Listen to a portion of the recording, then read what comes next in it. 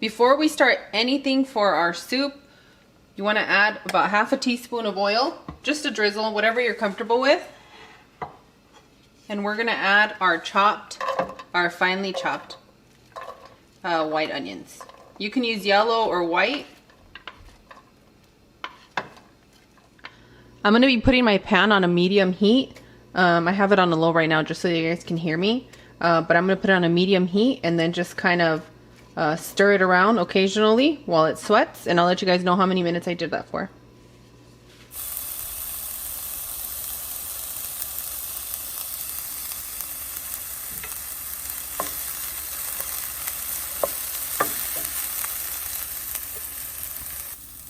My onions have been cooking for about 4 minutes, and at the 4-minute mark, once you start getting that little nice crust on your onions, you want to turn it off and move them to the side so we can begin our next step. As soon as your butter melts, you're going to pour in your flour, and you're going to start mixing really, really fast and put your heat to a low temperature.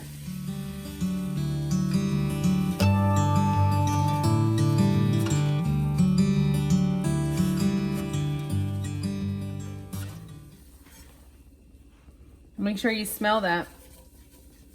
It's so delicious. Actually, my mouth water. Like the smell of flour and butter cooked together is just amazing. So once you've incorporated all the ingredients and mixed them properly, now we're going to go ahead and add our chicken broth. And when you add your chicken broth, you can put your heat back to a medium high because we want to bring this to a boil. We want it to be really hot. And I'm using fresh chicken broth. I showed you guys how to make your own chicken broth and your own chicken, your boiled chicken. That's what I'm using.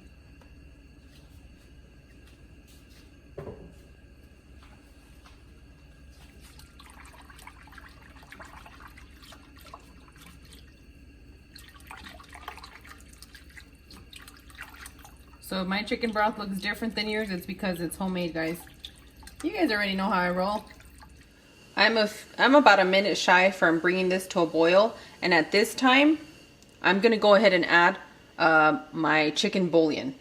This is optional, but for me, I really like a strong, bold chicken flavor, and I want all the elements of my food to come through, so you guys know I love chicken bouillon.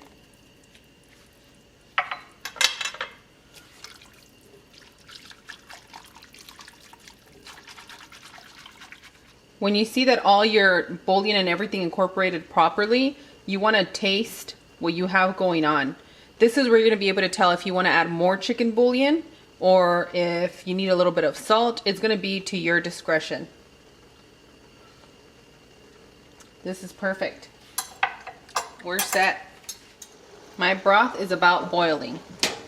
At this portion, I'm going to go ahead and add my milk. And I'm going to add my heavy whipping cream. If you guys have half and half, you might want to use a cup, but heavy whipping cream is so thick for me that I'm going to go ahead and add half.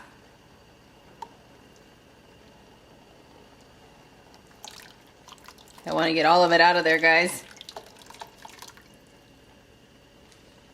Your heat should be at a medium heat, and make sure you stir this all very well together.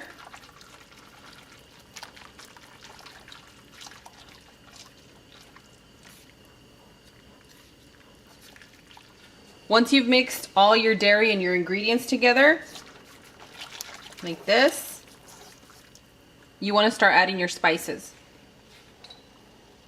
Turmeric is optional. Mustard is optional. Garlic powder. Onion powder. Notice I'm saying powder, guys, not salt. And pepper.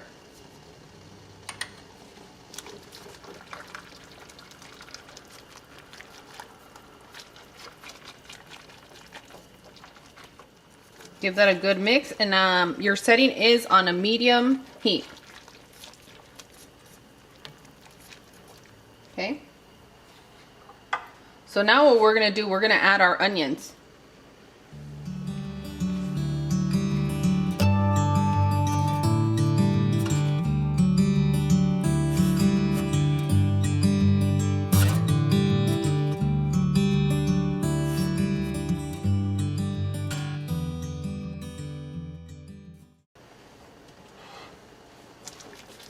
Give that a good stir. Once you've mixed all your ingredients, I want you to taste what you have going on.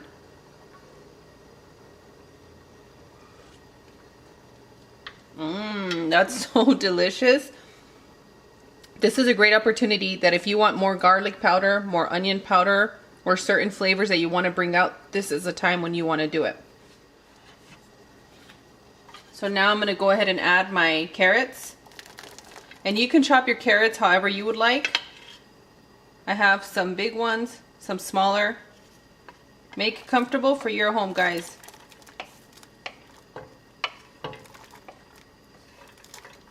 And you guys already know my mom will have a fit if I cut these carrots into little rounds. And what you want to do here is you want to add just like a handful of your broccoli. You don't want to add all of it.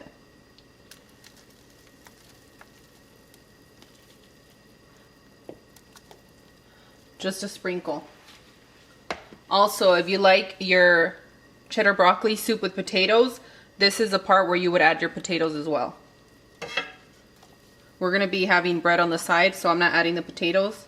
Now that you've incorporated all these ingredients, what you're going to do is you're going to put it on a medium-low heat, and we're going to let this cook for about 20 minutes, okay?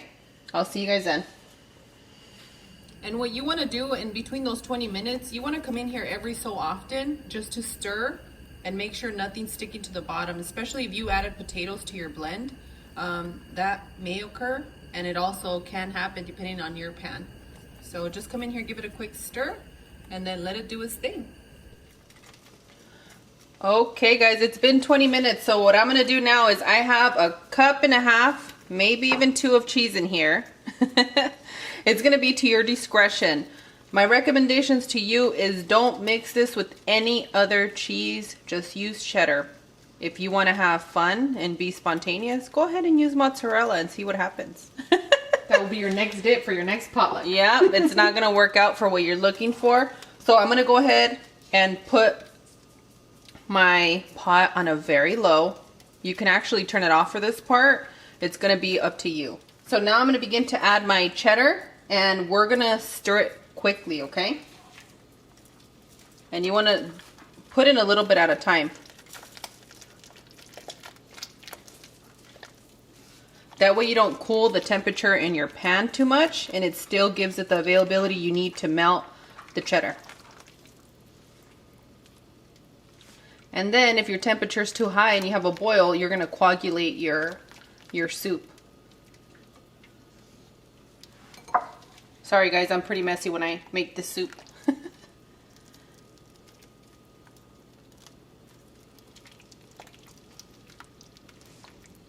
After you add your cheddar, if you like your soup a lot thicker than what you achieved, you can add 1 tablespoon of cornstarch with 2 tablespoons of water. Mix it around and add it in here after you've melted the cheese in the soup. And that should thicken it up a lot more for you guys. It's going to depend on what you look for a cheddar broccoli soup. You have a defector over here. Really? Let me clean this one up because then they'll get stuck there. A lot of the times when you make these kind of soups, I know you guys are going to want to overdo it and add like a whole block of cheese. Don't do that. Don't do it. You just want the flavor to come through. And the best thing is that on the side you can put some shredded cheddar, and you can start adding it as you go while you're eating.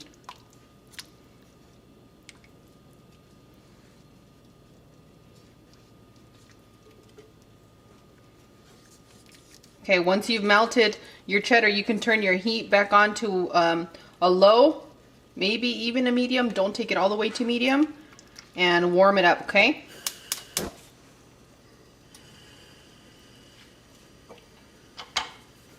So after you blended it, you have your heat put together well. You're gonna add the remainder of your broccoli. And the reason I waited this long to add my broccoli is because whenever I've done it the other ways, I overcook the broccoli in the soup and then it turns to like a gray color, and nobody wants to eat a gray broccoli. You want it fresh. Give that a good mix. Let me get a better spoon so you guys can see what's going on.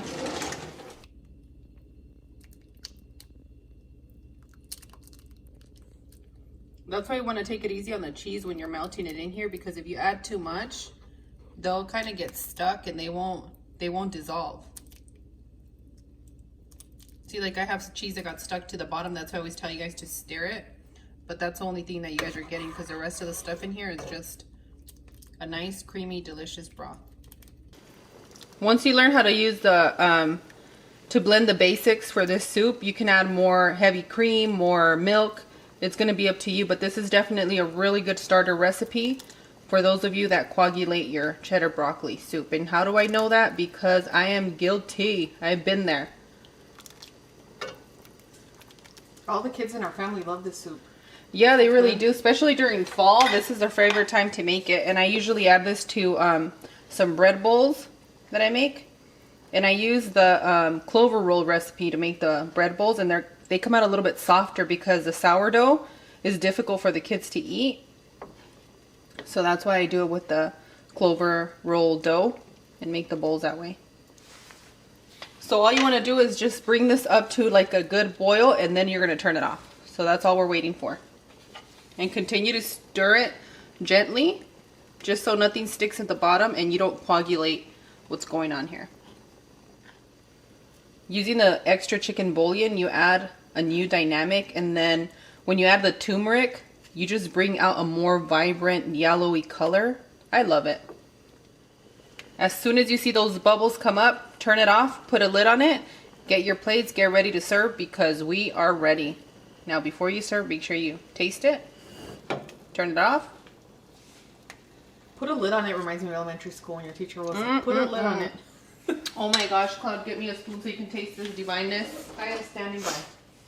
All right, Cloud. Cloudy's gonna taste it. See, like over here, you get certain colors of the really cooked, muggy green, almost gray broccoli, but then you get more of the fresh broccoli, which is a lot better. Oh yes, mamacita, that's delicious. Yeah? Let me give you guys another run through. And then if you make it with potato, it gets a lot thicker in here. You see that? Oh man, that broccoli's nice and good in here. Please excuse my pan. I had some spillage, so on that note, you guys need to be very careful when you're put the lid on it. Maybe you want to leave it a little bit cracked. Depending on your pan, that's the kind of work they have to do. So let me serve myself a little bit before I serve my troops. Look at that, guys. Isn't that beautiful? Nice and creamy. Woohoo! I'm telling you, this is a very, very classic recipe, and your family's gonna be so happy. Sometimes I go for a thicker one, sometimes I just keep it a little bit lighter. Like wintertime, I make it thick. Get my kids ready to hibernate. You can add a few things to spice this up. One of the things that I really like is I season some panko with a little bit of salt and butter, and then I toast it a little bit on a pan, sprinkle it on the top. You can also mix it with a blend of bacon. I don't know if you guys have seen me do that on Instagram. And then of course the extra cheddar. This is where you want to add your cheddar. Okay?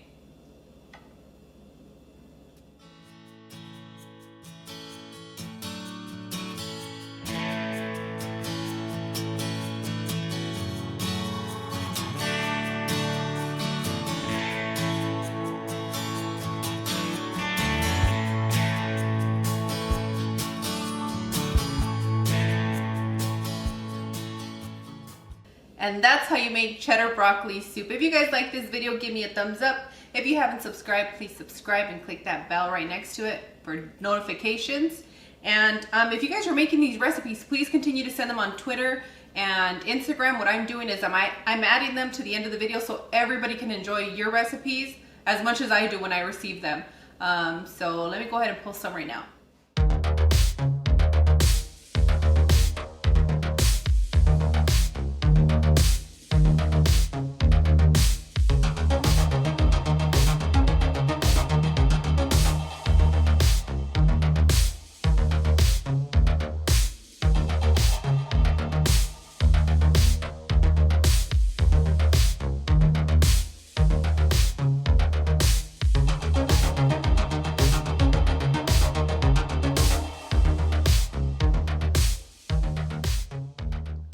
All right, guys, that's it for me. Thank you so much for joining me, and I'll see you guys on the next one.